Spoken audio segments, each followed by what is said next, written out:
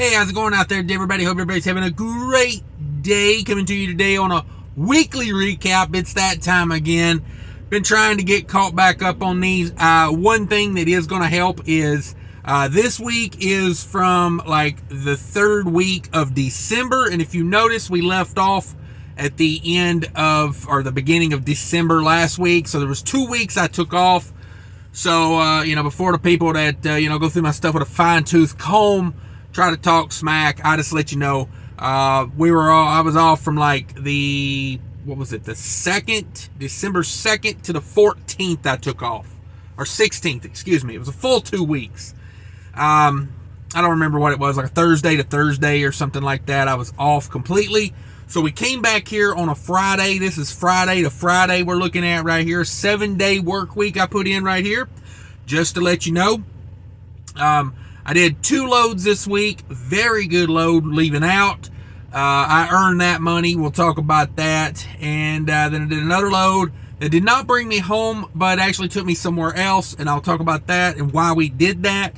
It was a very good revenue week this week. Let me turn this camera down a little bit here where I'm more centered. Good week. This was the week like leading into Christmas. So let's get to it. Let's talk about it. First load was Minnesota down to North Carolina, and nobody wanted that load because it was a rough one. It was picking up in the middle of a freaking blizzard, and I agreed to it, so I went and did it.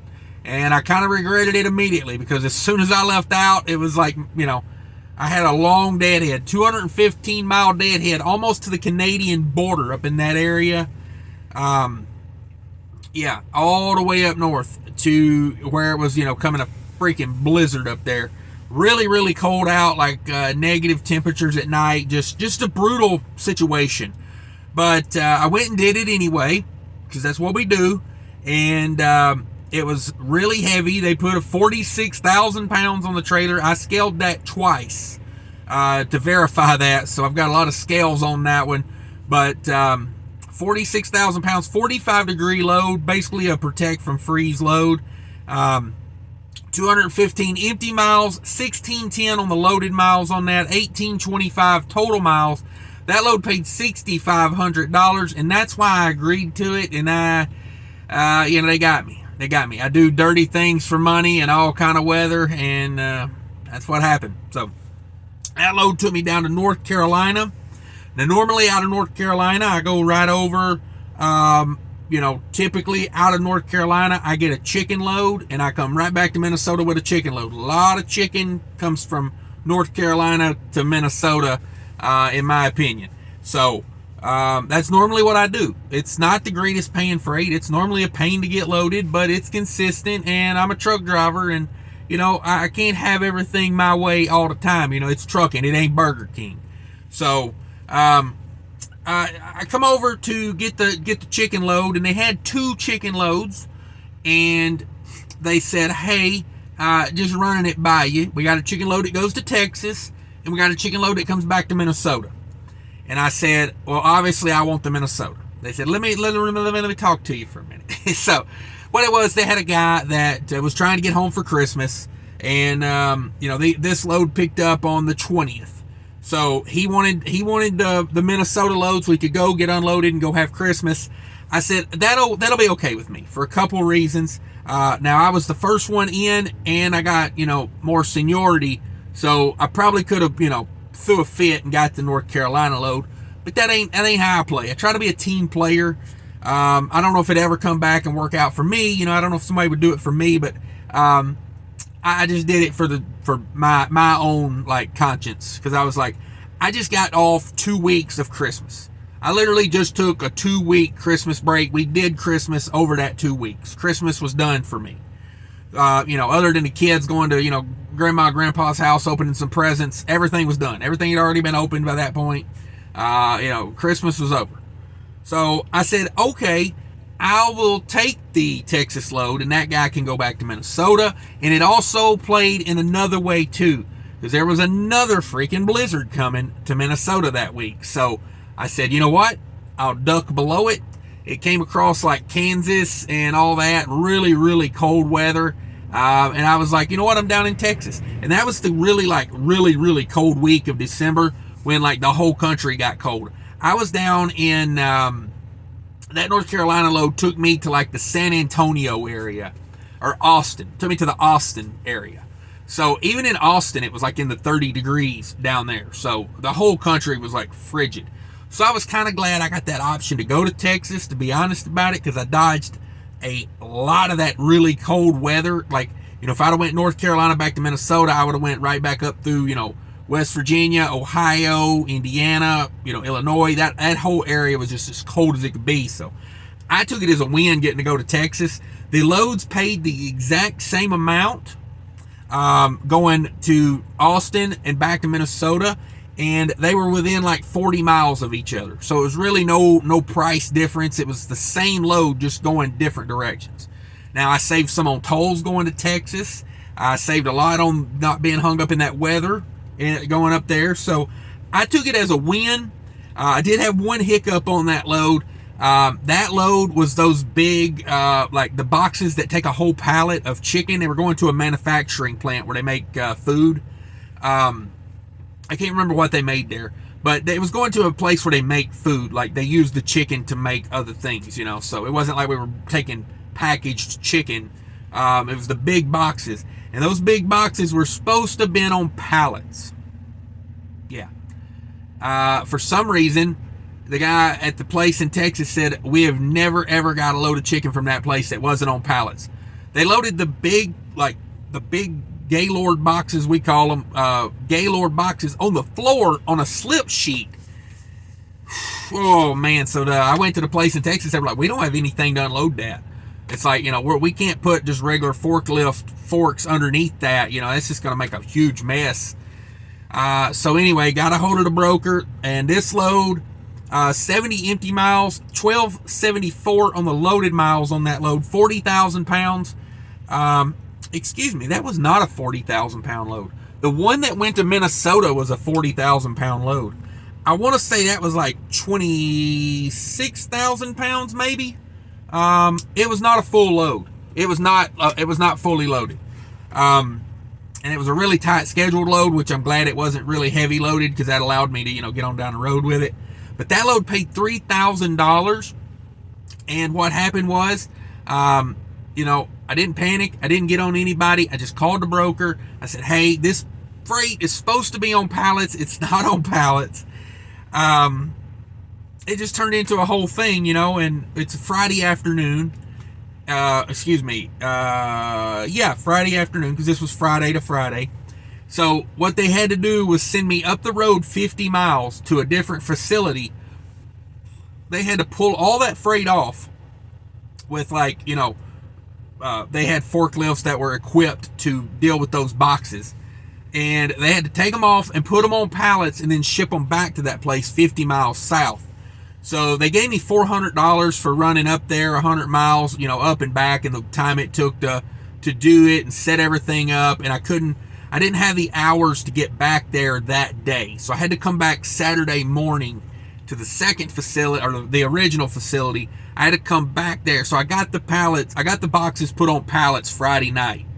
But then I started heading south, and I'd already told the broker, I said, I can go get this done tonight, but I don't have the hours to make it back 50 miles.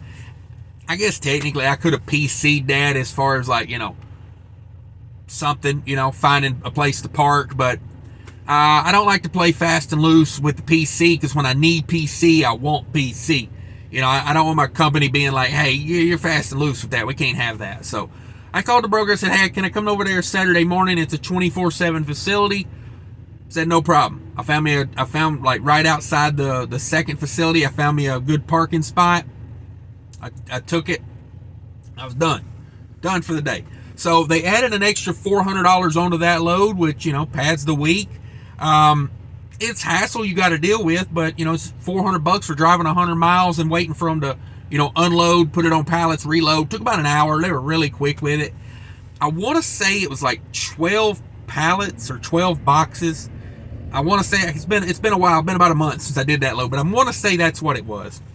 So It made, a little extra padding on the week. It's hassle, but it's money at the same time.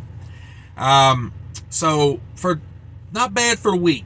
Not bad for the week. I did $9,900 in total gross revenue. I'll take $9,900 every week.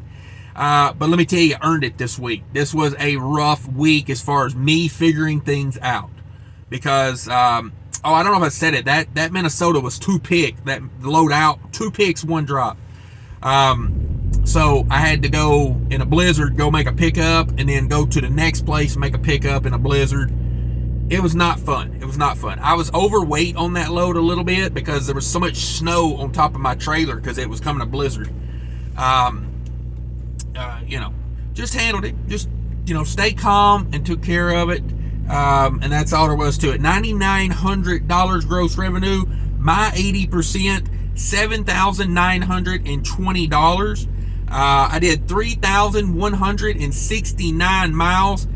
And let me tell you, that 215 to the empties, and then about the first 200 miles coming out of Minnesota was like a full day of driving to go like 400 miles. I mean, I averaged about 40 miles an hour because it was a lot of 2-lane roads out in the western part of Minnesota, and just earned that money, earned that freaking money on that one.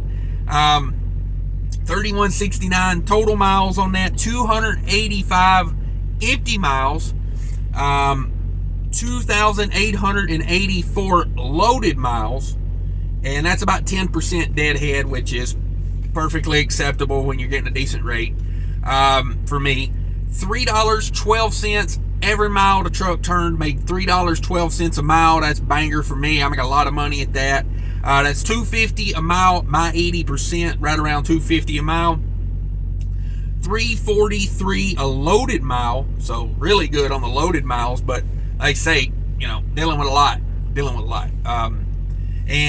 So let's go over the variable expenses for the week. Now, I didn't say it at the beginning, but I don't go over fixed cost. You put in your own fixed cost. Everybody's is so different. I don't see any excuse to put that in there. I'm not hiding anything. I'm not trying to keep anything from you. If you have a truck payment, plug in your truck payment. I don't put these numbers out to brag. This is simply to see what's going on in the market for guys that are thinking about becoming owner-operators or that are already owner-operators, just trying to figure out, if they're doing good or they're doing great. It just depends. So, I'm leased to an 80-20 split carrier. This is Reefer Freight. And I want to say that last load, I didn't put a temperature down for some reason. I want to say that was it was a bulk chicken load. It was probably like 26, 28 degrees. You guys that do a lot of chicken know those temps. But, yeah, not a bad week. Not a bad week for me. So let's go over variable expenses. At the end, you'll hear me say, this is the money left to do what I have to do with. This is where you would plug in your fixed cost. This is where you pay yourself out of this money. You do those things. So let's talk about it. $16.24 on diesel. I remember diesel was pretty good price there. I feel like we've been climbing a little bit on diesel, if you guys noticed that. $16.24 on diesel this week. That's what I bought, not necessarily what I used. $88 on reefer fuel.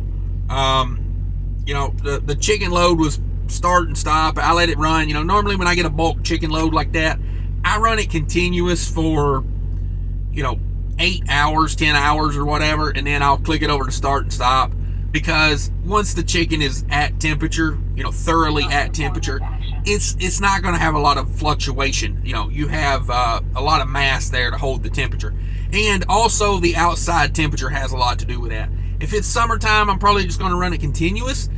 When the outside temperature is colder than the temperature in the trailer, I'm probably going to run it start and stop. And that's what it was. It was like 26 degrees in the trailer, like 26 to 35 degrees outside.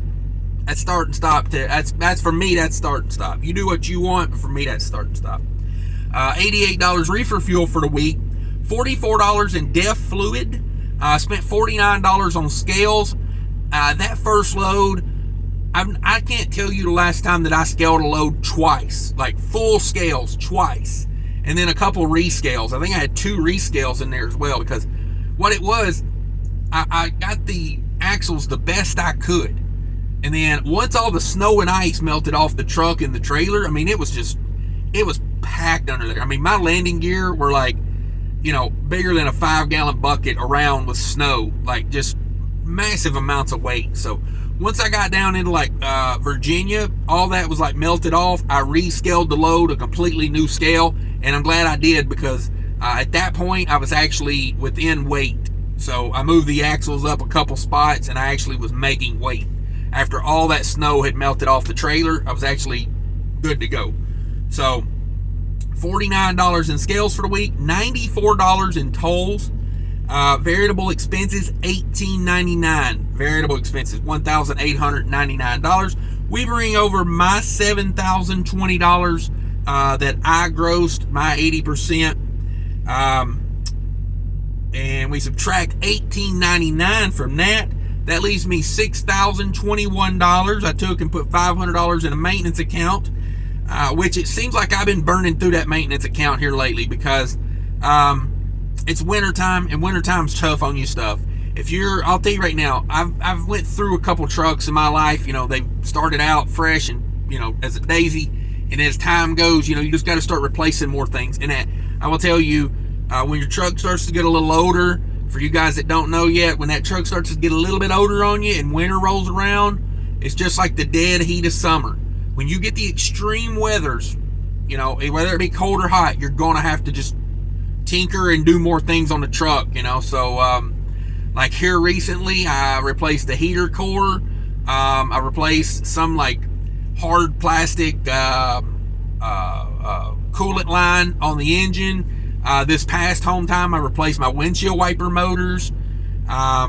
Just like when it gets cold out, things just, start to have a way of not wanting to work right. So, maintenance account, I may end up upping that a little bit, because that $500 a week, like when I go home, and it's every time I go home, there's like something to take care of.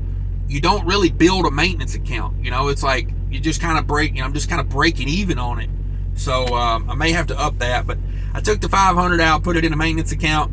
That leaves me $5,521 left to do what I have to do with. Bam! Winning gang, feeling good about it. Keep a positive mindset, and don't let life whoop you too bad. And it seems like things work out for you.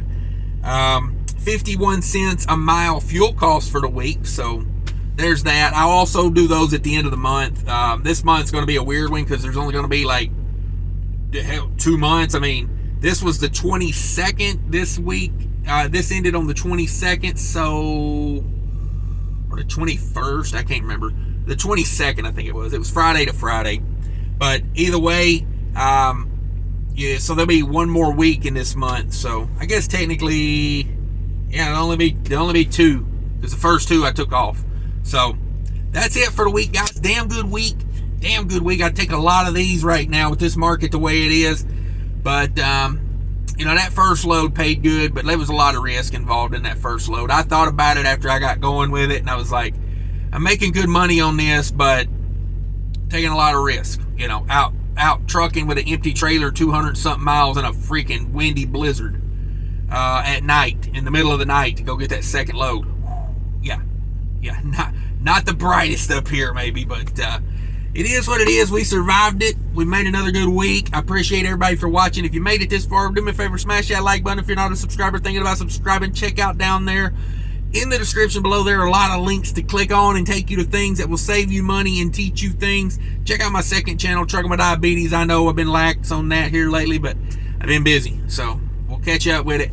Thanks, everybody. Remember, people are more important than trucking. Take care of each other out there. Hey, everybody. Thanks for sticking around. Just want to talk to you a little bit about a company I'm partnering with, Mighty Products, spelled M-Y-T-E-E. You flatbed guys probably already know them. They are huge into flatbed, straps, tarps, everything, toolboxes. I mean, they sell everything for trucking. Go check them out. Links are down there in the comments and in the description of the video. Check it out. I really appreciate them reaching out and wanting to work with my channel. It helps me out tremendously if you shop through my link. I would much appreciate it. And let me know what you think about them if you do buy something from them. Thanks. Appreciate your feedback.